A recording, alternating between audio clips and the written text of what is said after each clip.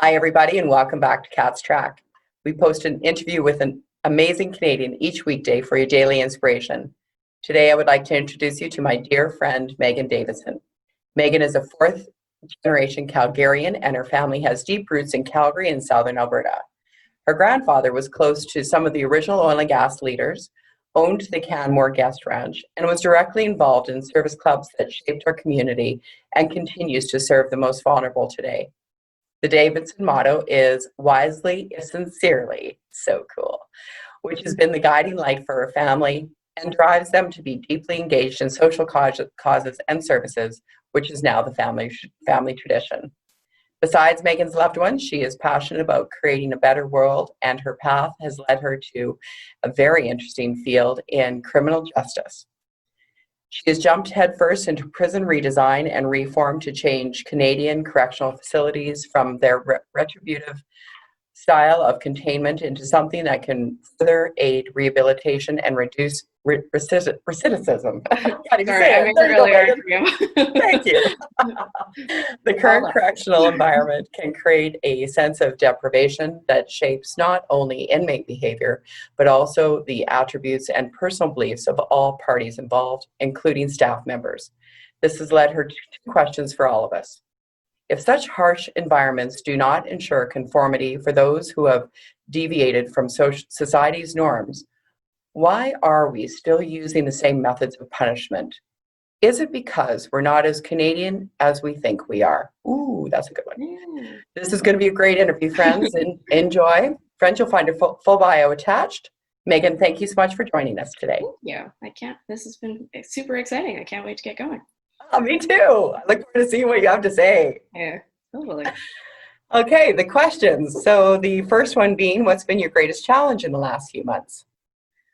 I think for me, the biggest challenge that I've had the last, has it been like 6-8 months now? I don't even know. Forever. Time. Remembering how long it's been. That's been a big gosh. But it's been the lack of structure. So I'm a very structured person, and Catherine, you know this. I like my everything in a row. Mm-hmm. And I like to go sort of to work for work, which is normally actually coffee shops, but that's besides the point. I like to go to school for school. I like to go home to sort of bring everything together. And while you can't see it now because I picked a very nice backdrop, my home is normally a chaos zone. And so it's where what I hope is my brilliant thinking happens. And so you'll see normally, I've cleaned everything up, but it's normally full of sticky notes, and I use my windows for whiteboards, so you can't really see anything out of them anyway. It's not important. And that's kind of my chaos big think zone. And then I go to my spaces, so my school, my coffee shops, whatever that may be, to sort of rein everything in and put my blinders on and have that ability to just focus on one thing and sit down and be focused for like 2 hours. Like you have to get these 5 things done, and then you can go back and think about the world's big conundrums again, but you have to focus for 2 hours. And that was my space to be able to do that. And home was always much more broad. And so now being home all the time and being stuck in quarantine, I've lost those focus spaces and the places where I really needed my brain to sort of rein in on one thing. And I haven't been able to do that anymore. And I've slowly been working to sort of intentionally redistribute my space at home, at least as much as I can, to make those spaces in my home, which it's been hard. Honestly, you can't really divide a 2-bedroom apartment up that much. There's not that much space. And so, but it's been a really powerful thing for me, and it's been a great learning opportunity because I'm able to see how I work best, how I definitely don't work best, and how I can fix and sort of tinker with things to make me work better and to see how I can change my space. And that's a big thing for me through working on prison redesigns and things to affect the space to create a better environment. And so I'm basically doing the same thing at home. It's just a slightly different approach. I'm not looking at how many people are going to be stabbed. I'm looking at how many hours a day I can get work done. And so I think that's been a really interesting for me. So, yeah. Very interesting. Wow, I always wondered how you were able to get so much done and so laser focused. And I personally, I have not seen a change in you or your Yeah. behavior or your Well, that's good. production. So the audience doesn't know the show. Right, true, very true. It's also been really interesting because it's been interesting watching my motivation right now. So as you know, Catherine, I'm normally like a full speed ahead workaholic, like go, go, go. And in this new normal, it's kind of given me permission to fall fully overboard into that workaholic, like go get them, never take breaks. You don't need to go out anymore. Groceries are optional, just keep working kind of mindset. But yet at the same time, my energy hasn't been on board with that. So I think being stuck in the house for so long that I want to go, go, go, but my body is just on this couch potato adventure somewhere else that I have yet to find. So that's fun.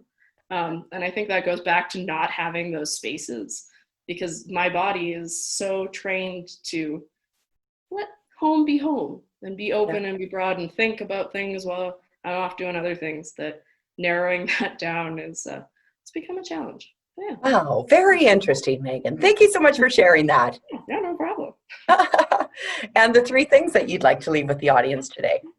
So I've been working right now on doing, I call it real self-care, but sort of a different approach to self-care. So we've all heard about self-care as drinking enough water, prioritizing sleep, taking time to watch whatever binge-worthy Netflix thing is on now, and how there's different types of self-care. So, and the flowery bubble bath, treating yourself to a new purse or whatever you want to buy, that's pushed to us by trendy influencers is a totally valid self-care option. But I'm working on the treating yourself kind of way that's focused more on encouraging discipline and creating healthy boundaries for myself and about myself. And so being able to sort of make those choices and decide what's really important to me now and in the future, and how are my actions now going to affect me, have been a really big thing that I've taken on over COVID times.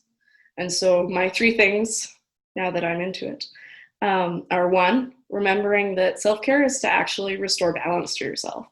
And in your life, it's not to enable frivolity.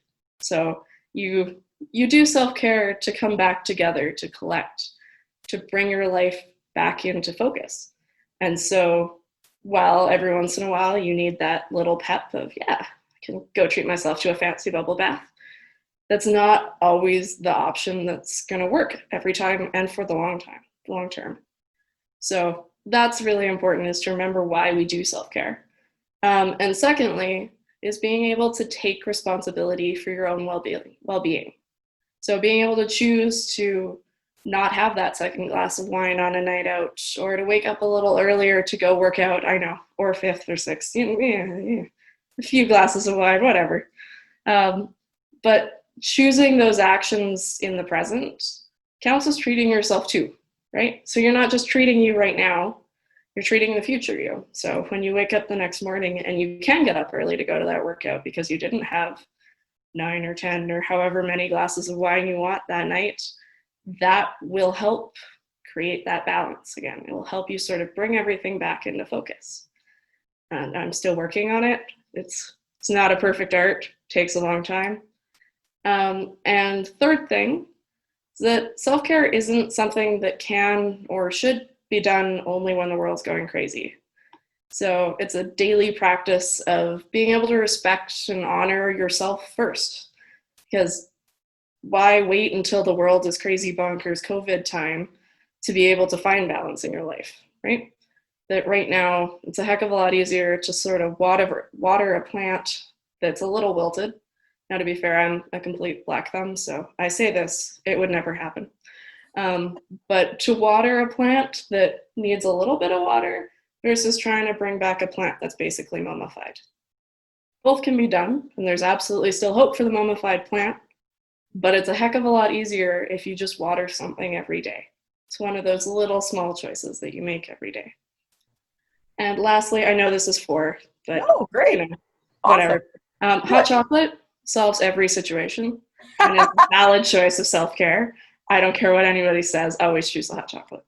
That's awesome. Wow. Words of wisdom all the way through there, Yeah, especially the hot chocolate. yeah, that's the way to go. Always with the marshmallows, if you can. I love it.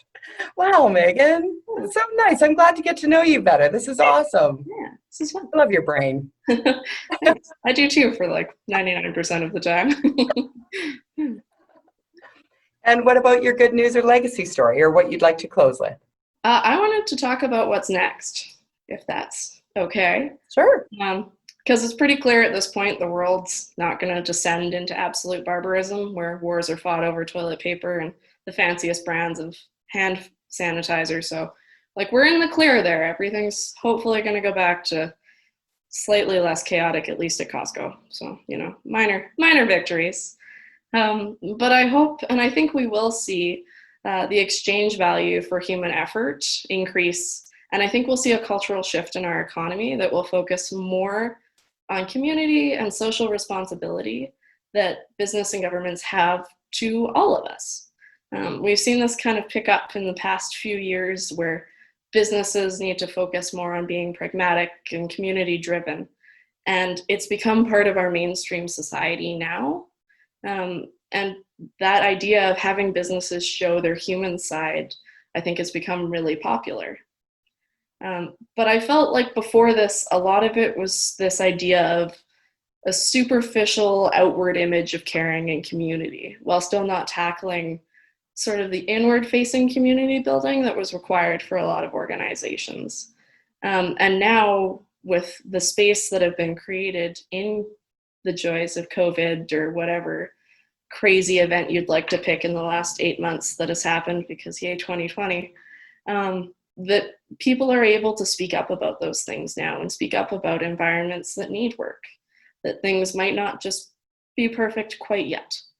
And so we still need those companies to be able to protect and aid the communities so that they can have a market to go back to. They can have staff that can work for them. And in the end, when we build these stronger, more caring communities and workplaces, that we can have an economy that's way better able to sustain the future ups and many downs that will come, because this won't be the last fun, exciting year that we're ever going to have. It's going to happen again, most likely. I hope not, fingers crossed. But still, things are going to happen. And so we need something that creates a resilient workforce and a resilient environment for everyone that is able to work with those ups and downs, where people can feel like they have the ability to take time for themselves, to take care of their families, to have those things. And they need that time and that space, but they need their companies to be able to support them in that too. And there's tons of amazing companies that have done amazing work for their staff and for their communities. And it's out there and people are starting to do it, and they have done it for many years. What we need to start doing is bring those people more to the limelight. They need to see the examples, how it's not a hard thing to do, that we can start building a better community, a better work environment, and a healthier society overall, because those are the things that are really going to carry us through into the future. Yeah. Well done, my friend. That's amazing. Sure. Okay, now my next question. When are you running for politics? Oh gosh, never.